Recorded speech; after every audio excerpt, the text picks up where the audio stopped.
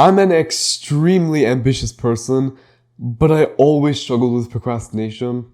Slowly but surely, over 2 years, I got enough knowledge, enough experience with procrastination to where I actually help other people with procrastination now. And after helping all of these people, going on coaching calls and fully understanding their problems, I've realized that there's really three main patterns among ambitious people who procrastinate. And out of those three patterns, when you know how to solve each and every single one of them, you'll find that you can actually do your work. You can actually sit down and make progress towards your goals without those three things holding you back. It will feel like you are finally free of procrastination and you are able to take action. The first thing that I found is the pattern among all people who procrastinate is fear. Fear of failure or fear of judgment. No matter what kind of fear you have, you're probably experiencing a tiny bit of fear at least.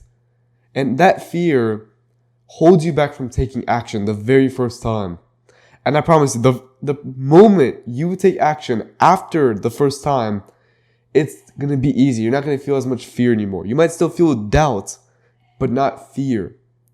Fear is what holds people back from taking that first step, from just trying the action. That's why so many people stay complacent and don't even try to change their life. It's because of fear.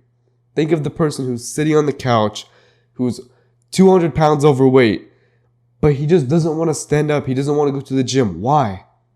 It's not because he doesn't want to. It's because he's afraid of what other people are going to think of him. He's afraid, so he doesn't take action. The real way to get past all of this is to just have some mindset shifts. First of all, you're not going to die if you try out action, right? You're not going to die if people are going to judge you. You're not going to die if you fail. All of these things are just over-exaggerated in your head. But not only that, it's not even true. Your brain's not only exaggerating, but it's lying. Straight up, it's lying. And the way to figure this out is to take action once.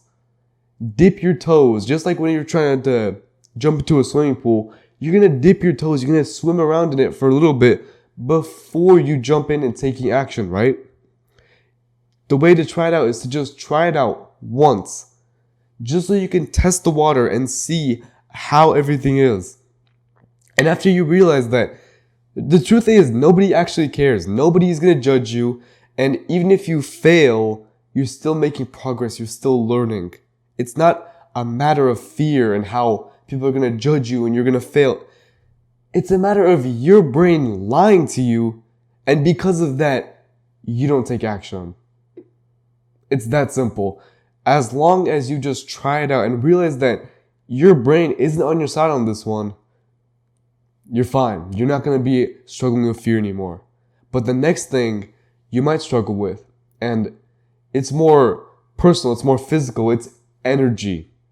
A lot of people want to do stuff, but they just don't have enough time. They don't feel ready. They don't feel like it. They're tired. At the end of the day, after their hard work, they're tired. And I get it, right? I have school every single day. I wake up at 4:40 just to be able to record a video in the morning before school. I get it. After school, I feel fried. I feel like I can do so much more work if I just didn't have school. Even on the weekends, I get so much done. I'm proud of myself. Monday hits and I'm completely swept back by how tired I am after school. And I get it. But a big thing I mentioned there is that I record videos before school. I do my hard work for my goal before anything else. It's called eating the frog. Eating the frog means that you're doing the hardest work, the hardest task you have in the day at the very beginning of your day. You're not waiting until the last moment where you're already tired. You've been thinking about it the whole day and you just don't want to do it. That's the exact recipe for procrastination. But instead, you eat the frog, you do the hardest task, in the morning as soon as possible. And then afterwards, you can just relax the whole day. Even if you're tired, that's okay. Because you already did the hardest thing. Now you might as well relax, right? A big thing here is that it's not physical tiredness. If you were physically tired, you were physically lacking energy, you would want to go to sleep. But it's not even that. It's mental energy. And as you go throughout your day, your mental energy is sapped. You're drained of all of that mental power that you have. And so you don't have enough left for working on your goal, working on your task. Dedicate 30 minutes, an hour every day in the morning to your goals. And I promise you, it will change your life. Even if it feels like it's just a little bit, that 1 hour compounds over time. It's going to be crazy. You will achieve way more than you think, even to just 1 hour. Because I get it, we're all busy people, right? Especially ambitious people, we're busy. We're busy. But even then, we still need to make time for our goals, right? We can't be ambitious without even working on our goals at all. We have to dedicate time in the morning. And it's very simple, by the way. Just dedicate some time, even if it means you have to wake up earlier, that's fine. Now, this last step is the most important out of all of them. If you don't get this last step down, it doesn't matter if you've gotten past your fear and you're not even tired, you work in the morning. It doesn't matter if you have an identity problem. This is the biggest revelation that I've ever had in my life. It's about self-image. And it's about how what you believe to be true is true. If you believe yourself to be a procrastinator, you're going to procrastinate. It's so simple, but yet so shocking, because you just realize your whole life, you might have subconsciously believed that you were a procrastinator. And because of that, you've been procrastinating. It's not even your fault. All your life, you just delayed an assignment in school, for example, and then your teacher was like, oh, you were just procrastinating, it's fine. You started to think that you were a procrastinator from all of that subconscious conditioning. And it's genuinely crazy when you realize how much of your identity is made up of what people told you in your earlier years. You might honestly believe that you're a procrastinator, and because of that, no matter how hard you try to take action, it feels like you're swimming upstream. It feels like you're fighting an uphill battle because you're fighting yourself. You're fighting yourself and you can't win against yourself.